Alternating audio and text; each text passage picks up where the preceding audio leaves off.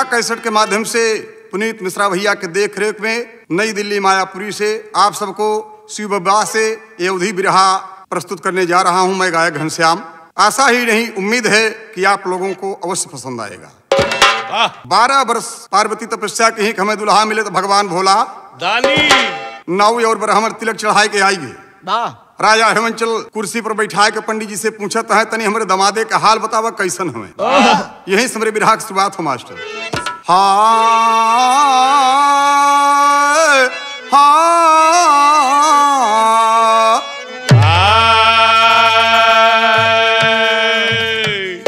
पंडित मनमा खुशी मनाते राजा के घर का नगी चाहते। राजा पंडित का देख के मुस्कान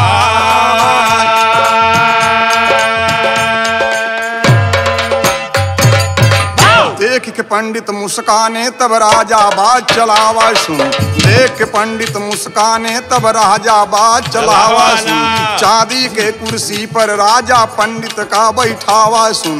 राजा कहे कि हे पंडित बर कैसन यहाँ बतावा सुन। पंडित कहते हे राजा बर बहुत नीक लखियावा सुन। नौवा जर के खाक होए पंडित के सुने बढ़ावा सुन। यही सवन के करें बड़ाई जो थैली भर के लावा सुन।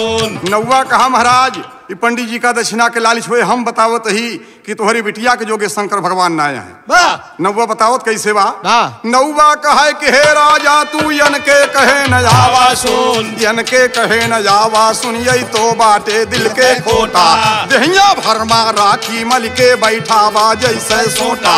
बीता बीता के ना बाटे महा महा अरे बर्रे बीछी के अधिकारी भांग पिए ओ माछी भिनिक रहे दहिया पे सांप के पहरे मने ऐसन करिया बाय बदन की जैसे बबुरे वन के लीला काओ कही वह हाथी इस बाटे मोटा।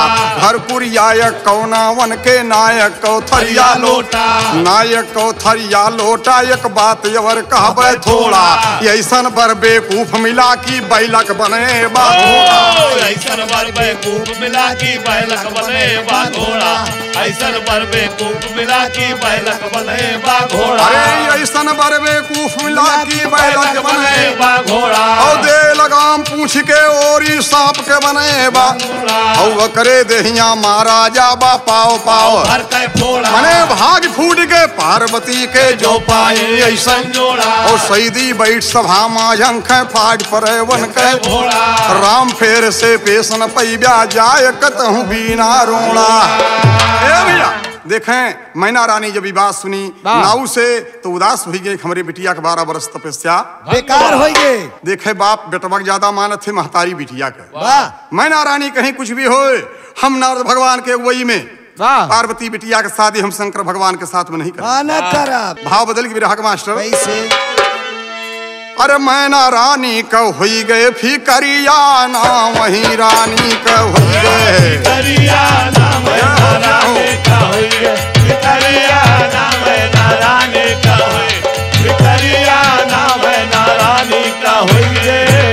अरे जब रानी मैना तड़पी रहे मनमा अरे जिस तड़पे कच्ची मछलिया कहा जिस तड़पे कच्ची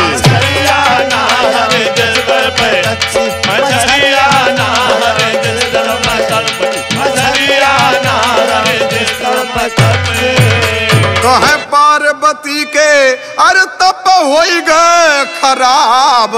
और जवन बर पाई जोगी भिखरिया ना जवन बर पाई भिखरिया ना जवन बर पाए जोगी भिखरिया ना जवन बर पावे। भिखरिया ना हो भिखरिया ना हो भिखरिया ना जवन बर पावे जोगी भिखरिया ना जवन बर पावे जोगी। कहे कुल तो ठीक है लेकिन जब दुल्हा दुआरे के चार पे आई लोग बाग जुटी हैं देखे बरे तो हमारा बड़ा बेइज्जती हो जाए। वाह भैया बर बउर हवा दुअरवा पे यही है हम कहाँ से हैं लोग चार ओरिया। अरे ऐसन बरसंग बियाहवा न करबे ओ बिटिया अंगुरी के हमारे मुनरिया। हरे अंगुरी के मुनरिया ना हरे अंगुरी के हमारे हरियाणा हरे अमृता वाह भैया वाह। हरियाणा हरे अमृता हरे। नौवा कहे रानी का बताई पंडित महाराज का हम हरकत रहे, लेकिन हमारे को कहा नहीं मानी। का बताई हम तो जवन कुछ खाए रहे शंकर भगवान के दशा देख के वही दुई उल्टी हमरे हुई। हाय हाय हाय। नौवा कहे रानी बर देखे उल्टी होए वो तो बबुरे के नाय बा करियाना हरे करियाना हरे बबुरे के ना भाई करियाना हरे बबुरे के भाई करियाना हरे बबुरे के ना। हमारे गुरु स्वर्गीय राम फेर जी लिखते हैं कि जे शंकर भगवान में दोष लगाए दे ऐसा मनई को होए का राम फेर कहे भाई समुरहन का भले काट खाए नागिन चितरिया हरे काट खाए चितरिया ना हरे काट खाए नागिन चितरिया ना हरे काट खाए हो चितरिया ना हो चितरिया ना हो चितरिया ना हरे काट खाए चितरिया ना हरे काट खाए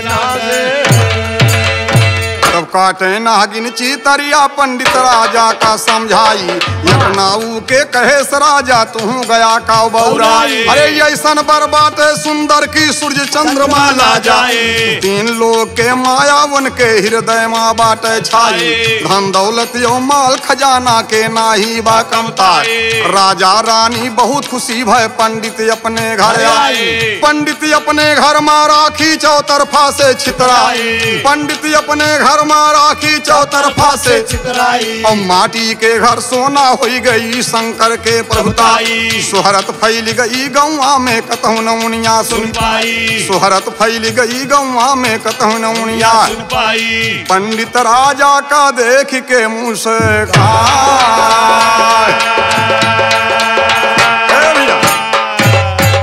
भगवान दक्षिणा के रूप में जो राखी दे रहे पंडित जी गठियाए रहे और जाके अपने बखरी फिर दे उनके चारों पहा सोना हुई नौनिया के जब खबर मिला कि हमरे नाव राम वहीं गए रहे पंडित के साथ ही ये भगवती धरू कुछ लेके नहीं आए।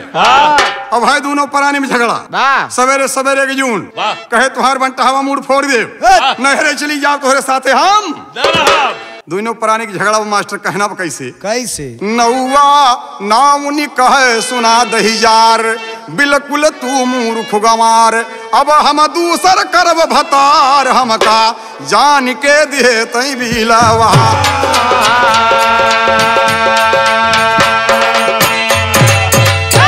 यही देखें दोनों परानी की झगड़ा कैसे हो तुम्हारा कैसे तब जान हमें बिलवाई दिया तोहरे बाप एक दाढ़ी जारी जान हमें बिलवाई दिया तोहरे बाप एक दाढ़ी अरे यक्को करम नहीं छोड़ा अब लाख लाख देती गारी ओ काबू में न रहे बदनियो लईटा मारे कहे तोहरे ऊपर जान देव हम खाए के मारबे और परिताइन सोना पहिरे तो हम पीतर कैसे पहिरे परिताइन के सौख देख के छाती फाटे हम और ऐसे कही के गई महल में बंद कैल पलंग के ऊपर जरद बिछौना वही के ऊपर नौवा खड़ा दुबारे झंख परमेश्वर हम का और पेड़ लगाए न है बबुरे के कहाँ से वह हम आया पेड़ लगाए हैं बबुरे के कहाँ से वो माया फरी पेड़ लगाए हैं बबुरे के कहाँ से वो माया फरी अरे पेड़ लगाए न है बबुरे के कहाँ से वह माया फरी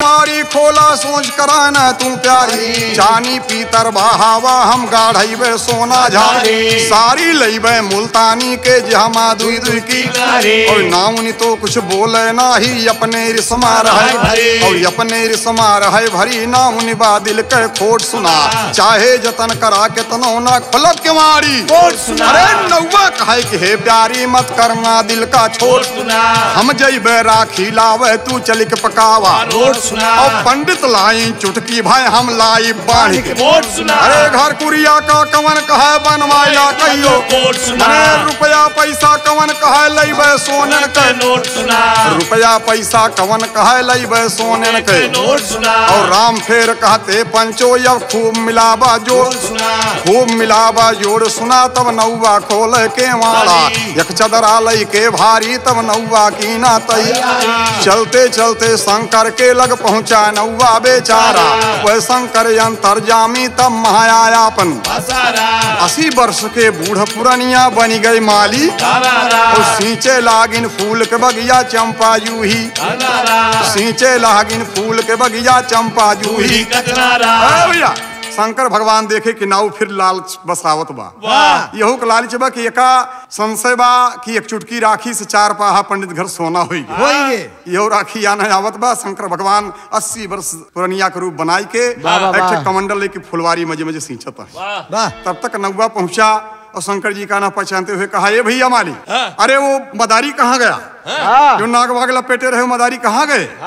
शंकर भगवान कहे, भैया क्या बताई, 3 दिन से गंगा कैसेट में रिकॉर्डिंग चल रहा है पुनीत मिश्रा भैया के यहाँ, अब भोजन पानी दोनों टाइम चलत बा।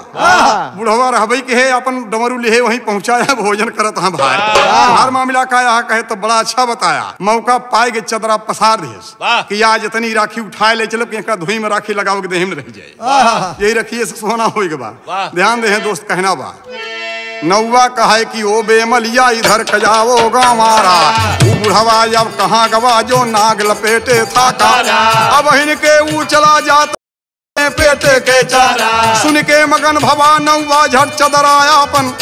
अरे बढ़िया बढ़िया राखी नाऊ सब धुई से निका, एक मोट राखी का नौवा बांधिक कीना तैयार, बांधी के मोट अरे सिरा पर धई के राम उभागा जैसे पवनवाना, अरे उभागा पवनवाना, अरे उभागा जैसे पवनवाना, अरे उभागा, पवनवाना, पवनवाना, पवनवाना, अरे उभागा जैसे पवनवाना, अरे उभागा जैसे। एक मोट राखी को बांध के नौवा पहुंचा अपनी बखरी कहे से नौनिया, यानी कि एक हमरे आई गए शंकर भगवान के राखी लेके बहुत जल्दी आके पहुंचे दिबा। बहिरन से बोला उतार लिया प्यारी, अब निकरत वह हमरो परवाना, अरे होई के मगन तब दौड़ी नौनिया, और राखी ढोई के लैया में अगनवा, हरे ढोई के लैया अगनवाना, राखी ढोई के आवे, अगनवाना, राखी ढोई के, अगनवाना, राखी ढोई के आवे। कहे राखी अंगना में धई दिया, हमारे एकदम हाफा छुटे वाली बतनी गुड़ एक लोटा पानी ले नौनिया कहे तुम्हें महामाई लूट ले, पहले ही राखी छितरावा दिया हमारो घर सोना हो जाए, तब ही तुम्हें हम पानी पियाई, ये करे पहले पानी ना मिली, थोड़े देर मौका लागी छितरावे, एकदम मुठा मुठा भर के राखी अपने बकरी छितराव जैसे जिंक खा छींट जात खेते में। ओम नमः शिवाय, ओम नमः शिवाय, हे शंकर भगवान हमारो घर जल्दी से सोना, थोड़े देर मौका लागी छितरावे, जौने होई जाए मकान मोर सोनमाना, अरे हो सोनमाना, अरे होई जाए मकान मोर सोनमाना, अरे हो जाए मकान, अरे सोनमाना, अरे हो जाए मकान। जिनको राम कहे सईदी गंवार भाई, हमसे करें उलझनवाना, अरे गदही के यकील होत नाय पंचो, कहा बिना धरे तान के पैनवाना, अरे बिना धरे तान के पैनवाना, अरे बिना धरे पैनवाना, अरे बिना धरे पैनवाना, अरे बिना धरे तान के। राम फेर वस्ताद हमारे, जिनका है सरजू पार में मकनवा, जिला यह बस्ती वनकर गांव शुक्लपुरा, अरे लाग कप्तानगंज थनवाना, जिनका लाग कप्तान थनवाना, अरे लाग कप्तान थनवाना, अरे लाग कप्तान थनवाना, अरे लाग कप्तान। राम राम फेर यह जात के यही भाई, सच्चा रतन के घर नवाना। यार नौनिया से नौवा कहत बा कि प्रेम से आसन लगावा, अब तो बखरी सोना सवेरे तक हो ही जाए, राखी छितराइन ले हो, अब तैनी दोनों परानी जश्न मना ली जाए, सवेरे महल सोना को हो जाए। कहना है मास्टर, सच्चा रतन घराना ज्ञानी कान इधर सुनिए पारी, नौवा कहे नौनिया से हम मन के काम के हन प्यारे, हंस के हमका गले लगावा दूर हो चिंता सारी, सुन के ना उन मगन भई झट पलंगाया पन्ने वाले, और नौवा यो ना उनके भैया विधि से कटे मौजदारी, हुआ भोर जब जागे दोनों नयन महल में पासारी, हुआ भोर जब जागे दोनों नयन महल में पासारी, अरे राखी कुमारा सूझे नाही है कोठारी। ए मास्टर, सोना न बन के कहीं जाकी रही भावना जैसी, हरि मूरत देखी तिन ऐसी, लालच बसे पर लोक नचावे दुईमा एक हाथ है, सोना नहीं भवा पुरान खंड रहा चार मुहारा फुटा रहा है, एकदम राखी से ठसा ठस हुई दिखात ना मुहारा कौनी और नौवा कहे नौनिया लाओ कुदार फरुहाई तो घर एकदम सेंट्रल जेल हुई गया, रखिए राखी भरी गए, शंकर भगवान सोना नाय बनाए राखी कही दी, राखी कुमारा सूझे नाही हेरन पावे दुआरी, तीनों जने बहावे लागे लैले फर मने जतने काढ़े वतने बाढ़े भर गए कोठाया तारी, और जतने काढ़े वतने बाढ़े भर गए कोठाया तारी, अरे तब ना उनकर जोड़ी खड़ी भय शंकर जी का पुकारी, और दुनिया के मालिक तुम प्रभु कष्ट हरो अब हमारी, दुनिया के मालिक तुम प्रभु कष्ट हरो अब हमारी, तब बहु ख्याल कई दिन कट गए उसकी बीमारी, राम फेर कहा यही के आगे हुई है बारात के तैयारी, हमका जान के दिया तू बिलवा,